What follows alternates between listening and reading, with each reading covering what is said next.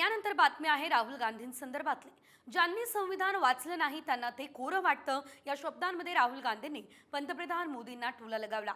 राहुल गांधी लाल कव्हर असलेलं संविधानाचं जे पुस्तक दाखवतात ते कोरं आहे असा आरोप भाजपकडून करण्यात आला होता। तसा व्हिडिओ सुद्धा भाजपने ट्विट केला होता। त्यावरूनच राहुल गांधींनी आता पलटवार केलाय। तर जेव्हा मोदी संविधानाचा अपमान करतात तेव्हा राष्ट्रपुरुषांचा अपमान केला जातो, ही टीकाही राहुल गांधींनी यावेळेस बोलत असताना केली आहे। नरेंद्र मोदी जी, ये संविधान खोखला नहीं है। इस संविधान में